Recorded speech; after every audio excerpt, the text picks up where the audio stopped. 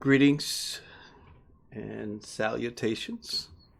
I want to thank God for each and every single one of you for being on today.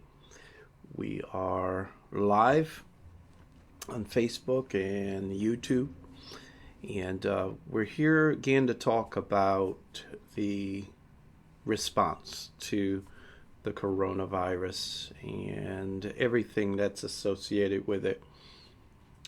We're living in some really difficult times, but there is good news.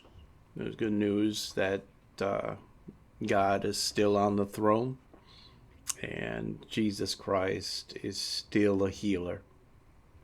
So we're not dismayed about what may be happening around the world. And I know that many of you are watching the news, getting the reports on a day-to-day basis, and you know what, it's daunting.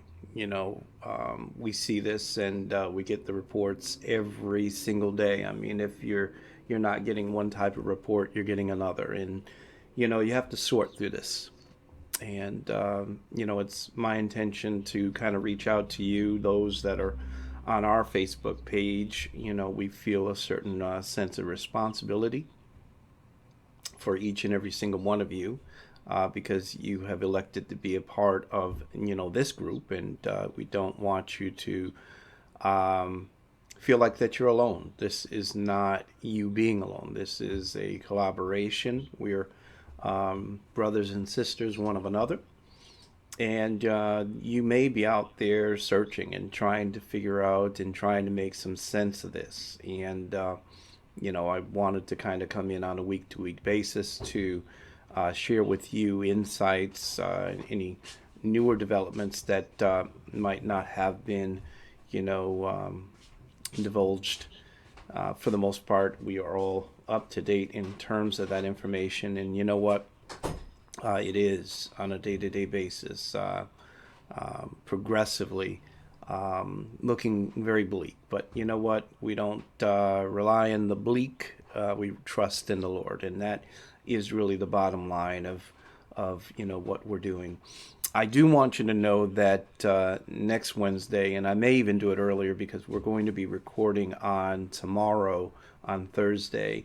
I have Dr. Hadrian Holden, Dr. Hadrian Holden, who's actually from the Hill Health Center in New Haven. He's going to be on with me to provide some insights, possible information that could be helpful to you and your family as you go through this. Many of it, much of this might be redundant, but we want again just to be a source of information as you go through. And certainly, this is a time of prayer. We don't intend on being here long, but we want to make sure that we make full proof of this ministry by, again, providing to you information that may be pertinent. You may have heard in the news there was a church that their pastor was arrested for holding a service, and that is verified that actually happened. I'm not sure what city or even state. I believe it was a southern state that happened. And I know that there's a lot of criticism that's going across the board. Many pastors are struggling with whether or not to continue with their regular services or not. And as being a pastor, I certainly understand. This is challenging. This pandemic is unlike anything that I've ever experienced in my life, and I've lived a few clicks on this earth, and I'm pretty sure that that would be your experience as well, where you are trying to make some sense of this, and you've got people that are very strong in their faith, very strong in their approach. And I know that there's one side of the argument that would say that they're being irresponsible, but that's not for us to call. I believe that to each his own, and I respect what people have made decisions to do within the scope of their understanding, and that's okay. God is able to protect those, and He's also able to, protect us as well. Whoever the us and the those are, He's able to protect His kids. And even if they do, by some chance contract the virus, God still has the ability to heal. Whatever the case is, and I understand that there are people that have lost lives, and I don't want to, again, be disrespectful to that.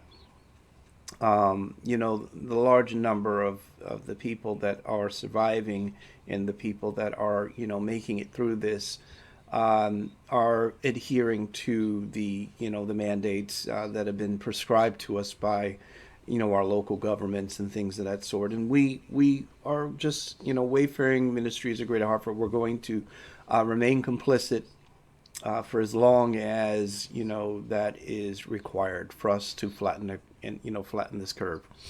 And now the reports are that the month of April may be a little bit more challenging, and so we're just remain prayerful and just continue to pray.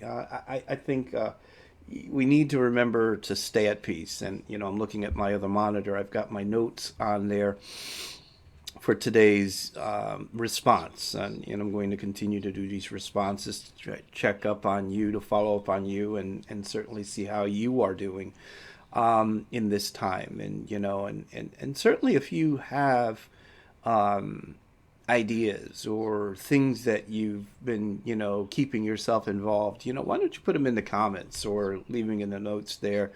Other people kind of come by here and, by the page and they read those notes and commentaries. You may have, something that someone hasn't done. I think this might be a good time of collaboration, between people that are going through a similar thing, something that, might be helpful for them in their endeavors. So, this is a great time to kind of, notate that and, be supportive of one another as we look forward to what may be able to get us through this thing together, because it is about us getting through it together.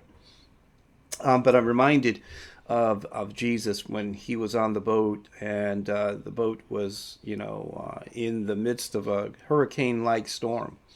And the disciples were very afraid at that point. And they had come back to the back of the boat, and they basically said to Him, Jesus, don't you care that we perish? He came out of His room after being awoken and basically declared to the sea, peace, be still. I think that is something that we need to resonate upon, is to find peace in the midst of this storm. That we can find that peace that passeth all understanding, and that, things will be well. We're going to make it through this. And again, if we're doing this together and we're seeking out the Lord, He's going to bless us. And we do pray for the families that have lost loved ones. Again, we don't disrespect their memory. We celebrate their lives, and certainly wish for the best for those that have family members that may be in convalescence or in the hospital or have just recently found out that they contracted this. You know what? We're going to trust and believe God, and at the end of our session here today, we're going to certainly pray and believe and trust God that they are going to be in His hands and under His comfort, and that the Holy Spirit would minister in a way that would help them to circumnavigate this particular situation in their lives. And we want to be mindful for them as well. And maybe you are someone has contracted this and you've had to self-quarantine. You know what? I'm going to tell you that God is still